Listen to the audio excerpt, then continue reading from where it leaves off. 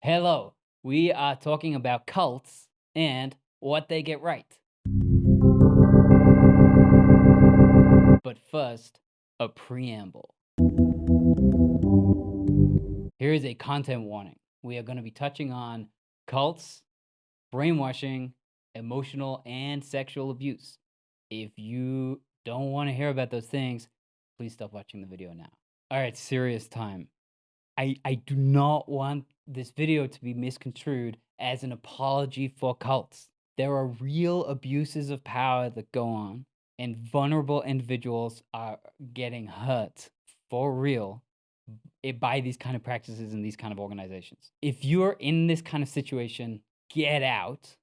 And if you're not sure, seek counsel from somebody who is outside of the organization. My strongest recommendation would be a therapist or a trained counselor, but anybody just outside of the organization, and have conversations with them to help you get perspective to understand what's going on so that you can decide whether is this causing me harm or is this just useful? Because there are organizations out there that are kind of like this in some ways, but that are also transformational and beautiful and are teaching valuable truths to people without the abuse, right? So you don't want to just go, whoa, if it's anything like anything in here, I should run away.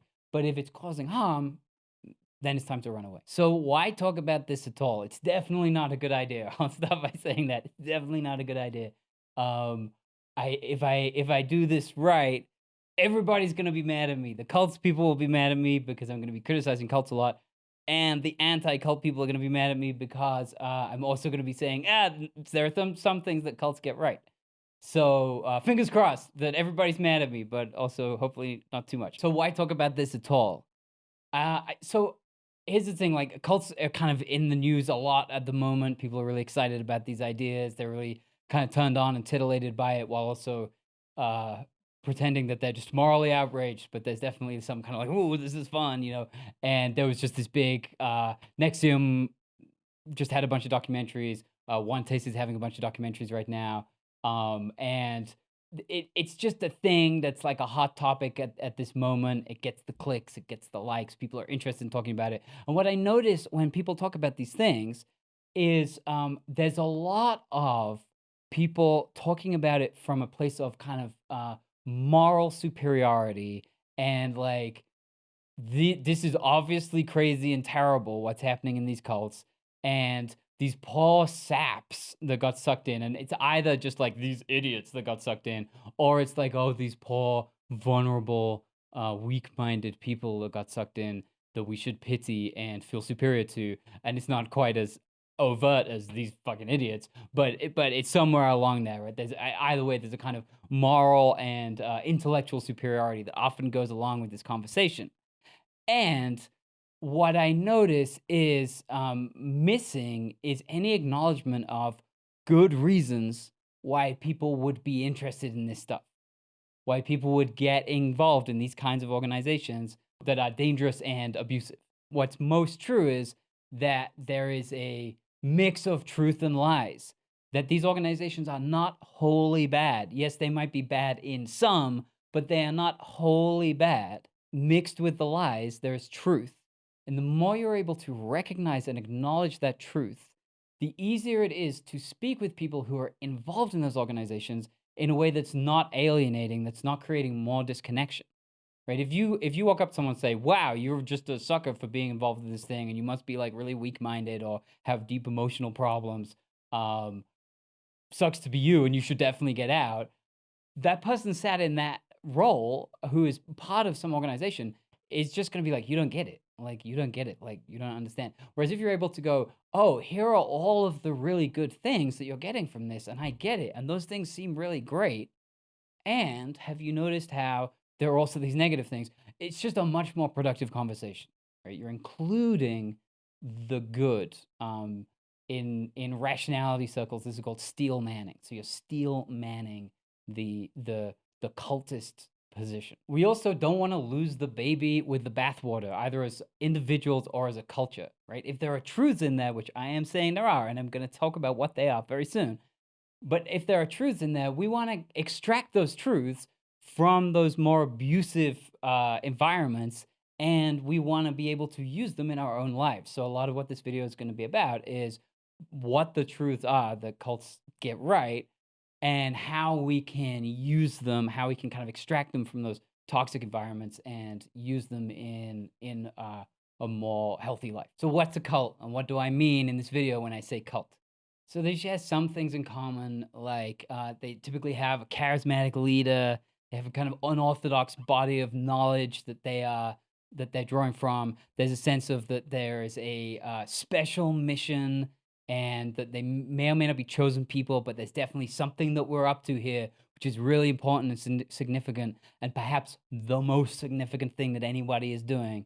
And there's a few others. There's like a general discouraging of dissent or questioning, and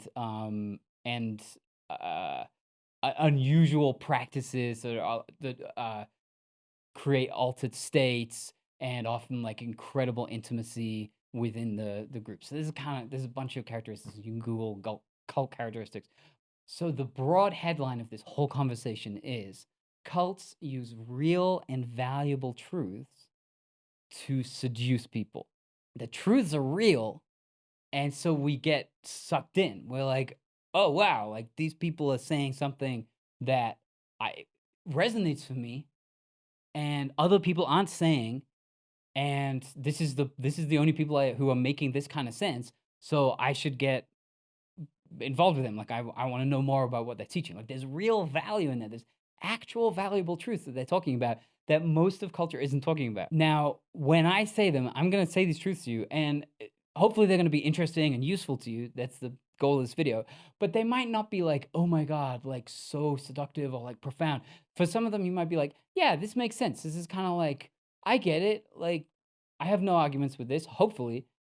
And the difference is when a cult leader or cult members are using these truths to seduce people, they're using them very strategically.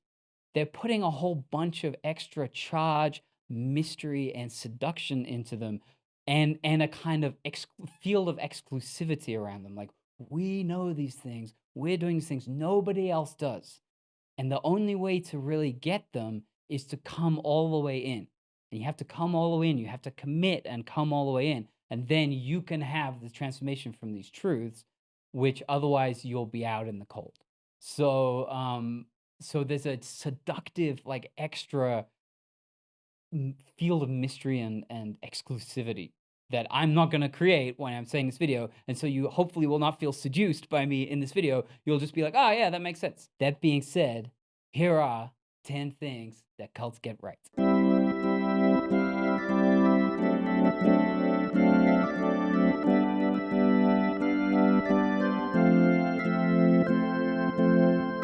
Number one, modern culture doesn't have everything figured out. In some ways, this one is the umbrella over everything else. It's the least specific, but this one is kind of it's either the root or the umbrella of all these other distinctions. So the cliche about cults is that they attract people who are lost, damaged, who don't have a good support structure. And while that's true, they attract another group of people as well. It's an overlapping group of people, but not totally overlapping. And that is seekers, risk takers, free thinkers, iconoclasts, people that are not afraid to question the status quo and search for something better. One of the truths that cults represent is that there are better ways of doing things than the way we are currently doing things. And while most cults don't really achieve that in practice, just the fact that they're acknowledging it and striving for it is very attractive and valuable for people that also recognize that. This is a real and useful stance about reality.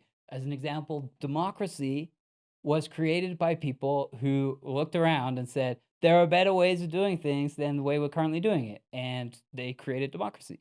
So that stance is useful and valuable. So here's some do's and don'ts. Every point is going to have do's and don'ts. So do, seek new ways of living. Experiment, explore, try wacky things. Do not let the conservative principle of default culture scowl you out of your aliveness and search for life. But don't equate different with better in all cases. And don't throw the cultural baby out with the bathwater.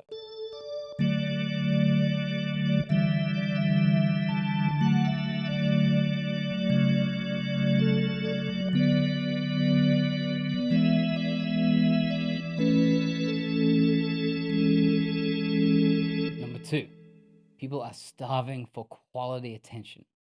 Most people spend their lives feeling vaguely unseen, unnoticed, and unrecognized. And maybe they're not even aware of that, but there's just a kind of vague feeling of like people don't really see me, they're not really paying great attention. So when you give someone really great attention, it does a really profound thing. One time this happens is at the beginning of a romantic relationship. Part of what's so fulfilling and satisfying about the beginning of a romantic relationship is you are paying really great attention to your partner and they are paying really good attention to you. And so you get this like just naturally, right? Like you just want to when you're in that stage. And so you get this like really this need met of high quality attention. Now, when you get a need met, you get all kinds of good feelings. There's all kind of brain chemistry that goes with that. But there's just like a really good feeling, and especially a feeling goodwill to all people, and specifically the people that met that need. And so, in a cult, when somebody's first entering a cult, they'll often get some really fantastic attention, high quality attention, and feel seen in ways that they haven't felt seen before in their life. And that will give them really positive feelings that they then associate with that cult and those people who are giving them that attention. Attention.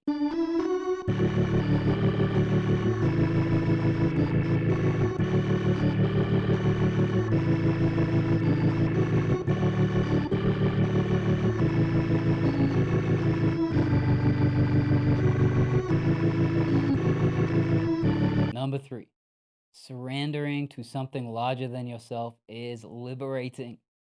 It's a good feeling. There is a dearth of meaning in our culture. There's not really satisfying meaning. Most of the meaning is relatively small scale and personal. It's just about your own personal achievements and your own kind of selfish gains.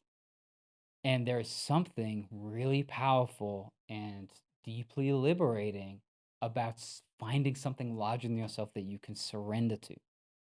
Cults use this by coaching their members to surrender to the organization and get that good feeling of service and devotion, which comes from that. When you surrender to the cult, you get a huge extra dose of meaning, especially because most cults have some kind of narrative, some kind of like very hopeful narrative, or even if it's like an apocalyptic narrative, there's a sense of like, but we are going to have be different, right? So it's either the narrative is we're going to change the world and make everything good for everybody, or the narrative is everything's going to go to shit, but we are specially chosen. And if you're part of this group, then you will be okay and you will kind of go to the promised land, whatever it is.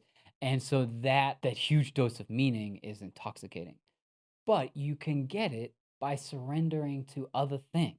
Other things you can surrender to: political causes, values, art, family, some kind of spiritual connection. So do find something larger than yourself to give meaning to your life.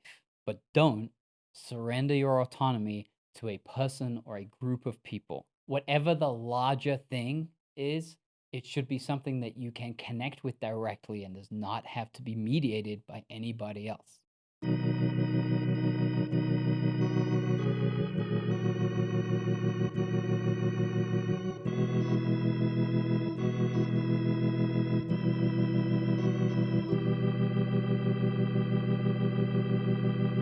Number four, you don't know yourself as well as you think. I love this one. I love this one. So people can see things about you that you can't see yourself. And people lie to themselves, don't really understand what they want, why they want it, or why they're doing the things they're doing. Cults abuse this by showing people parts of themselves they hadn't seen before. One of the gifts of certain kinds of personality disorder is a predator's instinct for seeing other people's weaknesses and blind spots and then using that. Someone pointing out flaws to you that you weren't aware of, or that you knew but only as like a deep dark secret that you were kind of consciously trying to ignore, creates an experience of being seen, which is exciting, and it creates a power dynamic where you relate to the person who saw you that way as a teacher and somebody further along the path than you. So do seek out feedback from multiple sources, both inside and outside any specific organization you're involved with. Do examine your own motives. Look for any hidden shadow and self serving motivations. But don't unquestionably trust somebody else's assessment of you. And don't stay in environments that pressure you too long to override your intuition, as it gradually breaks you down over time.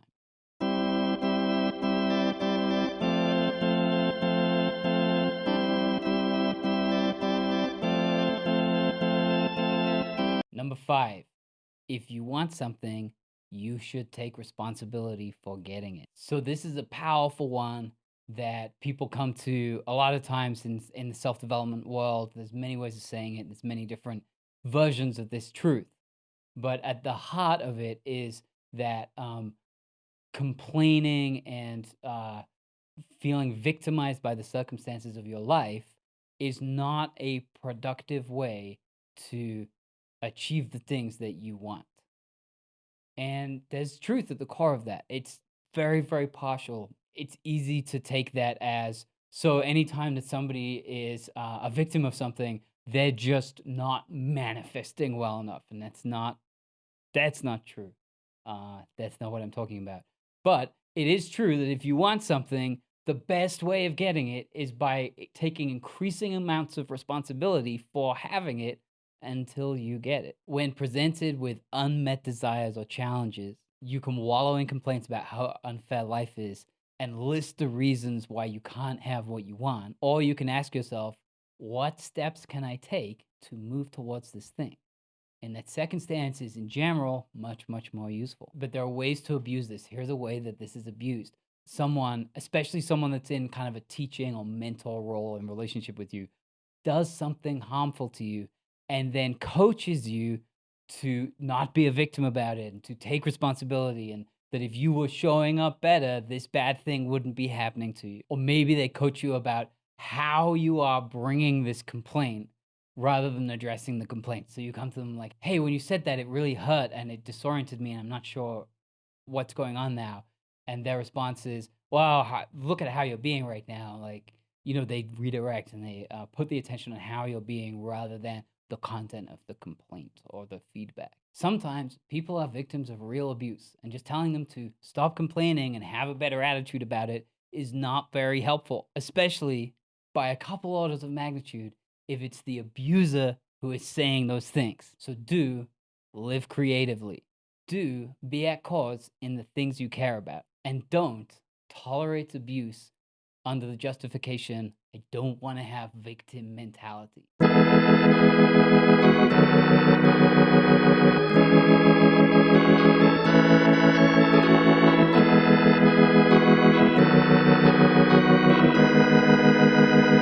Number 6, you are capable of much more than you think. And to achieve your potential often means doing things which are very uncomfortable. Could be scary, could be embarrassing, could be just like, this doesn't feel like me. But that doesn't mean that everything that makes you uncomfortable is good for you. Now, cults abuse this by saying, do this thing, either an intense hazing ritual or aggressive enrollment activities for getting more people in the cult, or sleeping with the leader, or any kind of thing like that. They say, do this thing, and don't worry about your qualms about doing this thing. That's just your resistance. Your objections to this, that's just your resistance. And it's the same reason. Your resistance is the reason you don't have what you want already.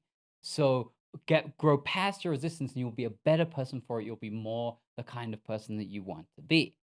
There's a really interesting version of this in Landmark Education, which is a self-development organization. I wouldn't characterize it as a cult, but it's cult adjacent. And they do a really interesting thing. I'm sure other organizations do this as well, but Landmark is the one I know it most from. And here's the trick. At Landmark, in a certain point in the curriculum, enrolling people into Landmark becomes the mechanism of transformation. You come into Landmark and you have some hope for yourself in your life. There's something that you want, right? It's a self-development organization. And you come in and you do a couple courses and they just kind of teach you the course. But at a certain point, what they start saying is the way you're going to get that thing that you want, the way you're going to get the transformation that you came here to get is by overcoming your resistance and your lack of ability to enroll people into Landmark. So you got to learn how to overcome that fear of enrolling people and sharing something you're excited about, and overcome your whatever limitations you have that stop you being able to effectively get more people through the door. And when you do that, as a byproduct of that, you will become the kind of person that can have the life that you want. This is like the ultimate multi-level marketing scheme, because the product of the MLM is selling people the MLM. I think it's Will Self who describes the experience of smoking crack cocaine as the high of crack is the feeling of wanting more crack, which is what makes it so addictive. I have never partaken in crack cocaine, but it has a similar structure, right? It's like the thing becomes the thing, and it's very meta and fractal and kind of disorienting in a certain way. But I just want to pause and marvel at the brilliance of that, right? If we take away our kind of ethical objections for a moment and just look at structurally, oh my God, it's so brilliant. Any organization that have exactly the same payload as Landmark, exactly the same content, but didn't have that extra piece of like enrolling people into Landmark is what's going to get you the transformation. That other organization is kind of guaranteed to not be as successful as Landmark in terms of spreading, right? So this is an example of mimetic selection, where whatever meme you have, adding that enrollment mechanism on top of it just makes it way more effective. Now, luckily, Landmark is a relatively benign organization other than this weird viral hook. My guess is the actual payload is net neutral to net positive. It was net positive in my life. But I do think that mechanism is very interesting. And the reason that I stopped engaging with Landmark is because I saw that mechanism and I was like, no, thank you. I didn't trust it. Here's the thing about this point. There is enough challenge and growth available in life just by going for things that you want. You don't need to do things that you don't want to do just in order to grow and challenge and stretch yourself. It's not necessary. Life will provide as much challenge and growth as you want directly in the path of where you're going. It's like the difference between walking through a thorny bush to get to a beautiful garden versus just wandering around in the desert trying to toughen yourself up. So do things that scare you and make you feel uncomfortable. Do challenge your self-imposed limits. Do not let your immediate felt response to something be the only determinant of whether you engage with that thing or not. Do reflect on the changes you're making in your life and examine whether they're bringing you closer or further away from the things that you want. And don't let other people use your self-doubt and fear as a lever to make you do things that they want you to do.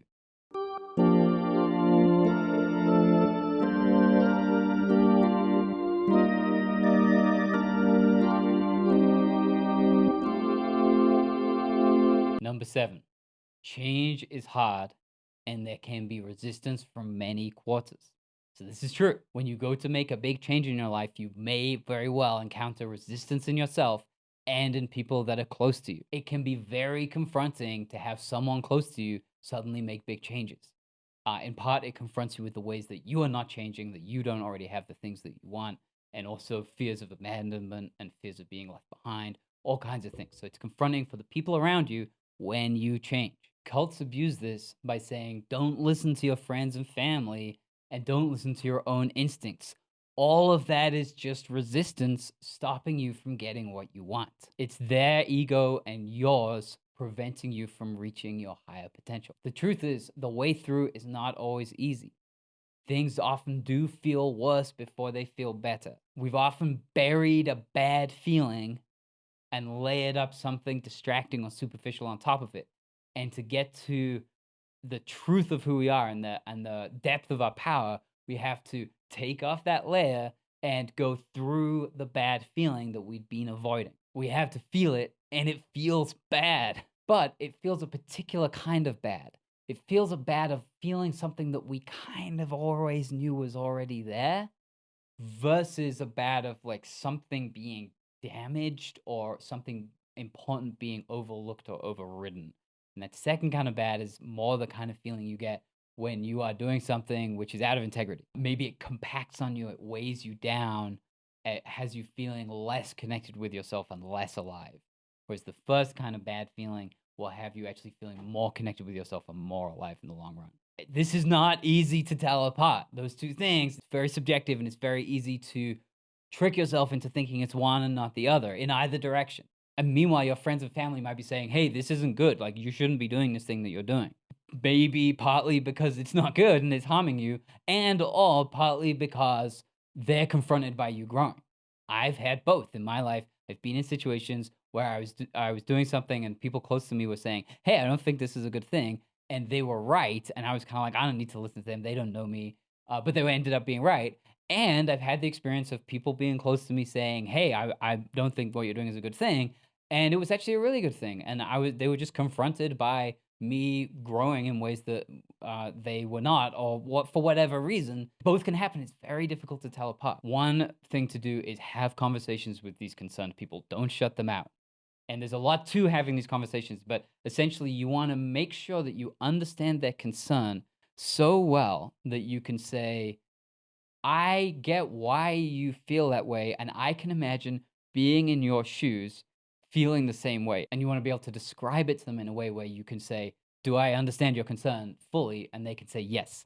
And maybe they'll be like, well, you've missed this bit, this bit. And then you go, okay, so including this bit and this bit, do I understand your concern fully? And they can say yes. You want to get to that point of understanding their perspective. And then you want to explain how you can understand it, like how you could see feeling that way if you were in their shoes. Even maybe you've had some of the same concerns yourself. And you could say, yeah, I've had some of those same concerns myself. After all of that conversation, if you still feel like what you're doing is something you want to be doing and it's something that's good for you, at that point you can explain like, this is something that's good for me and I'm going to keep doing it while it's good for me. But I appreciate your concern and let's keep having this conversation. Like, you want to keep in connection. And that's one of the big differences between a healthy self-development organization or community of any kind versus a cult is the cult is going to try and limit your connection with the outside world so that they can enforce the bubble that they're creating, the kind of distorted view of reality. Whereas a normal healthy organization is going to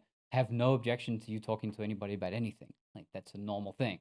And so that's a really good flag to look out for, and you want to push against that anytime that it happens. And so making sure you keep having conversations with the people you're close with in your life, even if it's uncomfortable and they're concerned about you and maybe it's not the most fun because you're doing something that's really fun and rad, and they're like, I think you're in a cult, right? Like, that's one of the possibilities. One possibility is you're in a cult and it's a bad idea and you need to get out. Another possibility is you're just doing something really cool and that's self-growth and it's really valuable, and they're freaked out and they're saying, you need to get out.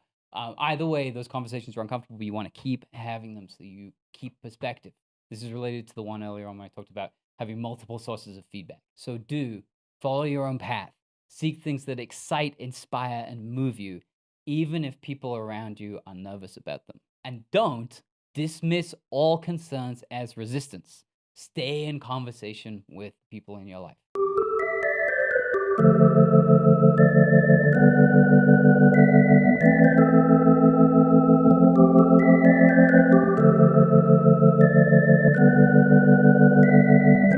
Number 8. Some people have superpowers. This is a fun one. Some people can jump really high or run really fast. Some people are really good at math or can do a lifelike drawing from memory. Some people are incredible musicians. If you spent years and years practicing a craft, your execution of that craft can look like magic to somebody who hasn't. Some people have real relational superpowers and real spiritual superpowers. Relational superpowers include being able to see people really clearly. We've talked about this. Knowing exactly what to say to make someone feel a certain way.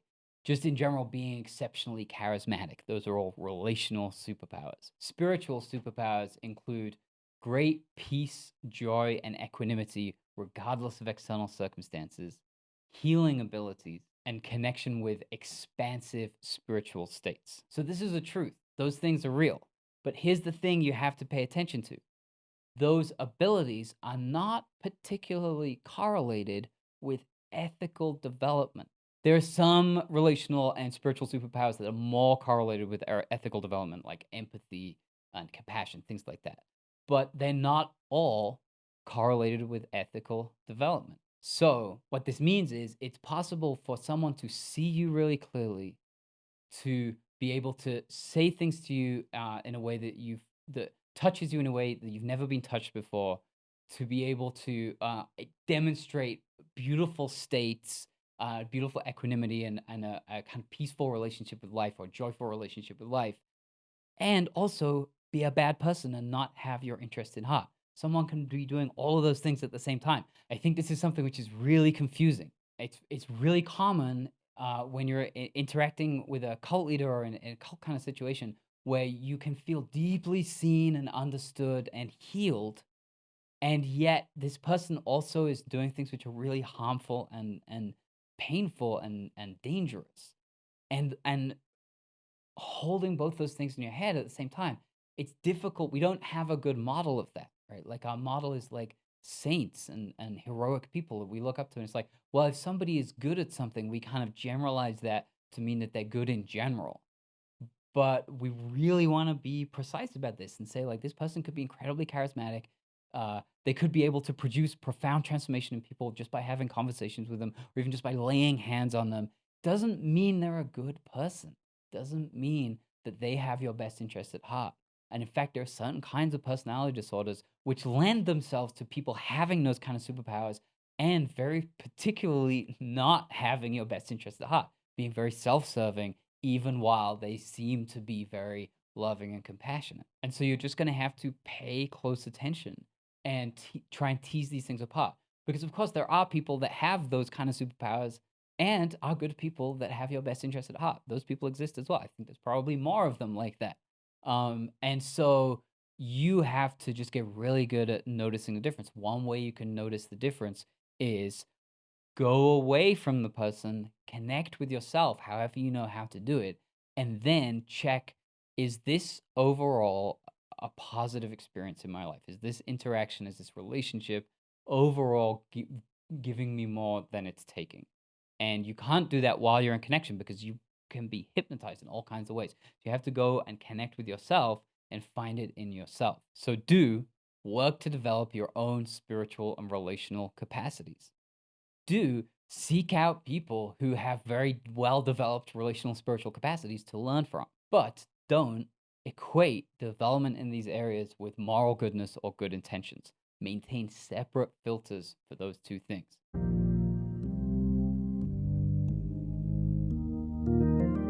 Number 9, sex can be healing and transformative. This is definitely the most controversial one, but it's the truth. So here is the truth. You can grow and heal through sex, and specifically through sex with someone who is more experienced, more energetically developed, and more energetically attuned than you. That's a real thing that can happen. Doesn't mean that every time you have sex with someone who is more developed, more experienced, more energetically attuned than you, that it will be healing and create growth in your life, right? Doesn't mean every time, but it is possible for that to happen. The benign side of this is things like somatic sex educators, sexual surrogates, tantric practitioners, and also just healthy, normal sexual relationships. This happens all the time. The way that cults abuse this is obvious, but I'll say it. Cult leaders often set themselves up as especially evolved or enlightened beings and then encourage their followers to have sex with them as part of their spiritual path. This causes bad problems. Often the cult leader isn't especially evolved or enlightened, and it's just creepy abuse. Even if the cult leader is especially evolved or enlightened, and even if sexual healing actually takes place in some way, the confusion about power dynamics, about boundaries, about consent, about what's really happening here, the dual roles, often leaves very, very, very often leaves the follower feeling confused about what happened, traumatized, and in the end, more hurt than healed. This is to say nothing of cult leaders actually having non-consensual sex with their followers and then using their power within the group to cover it up. This is obviously abhorrent and terrible and rape and should be treated as so and condemned. So do use sexual energy as a way to explore your own development and growth and your ability to connect with others and with expanded states of awareness. Don't have non-consensual or ambiguously consensual sex with people. Don't do that. And don't have sex with people who have a lot of power over you or that you have a lot of power over.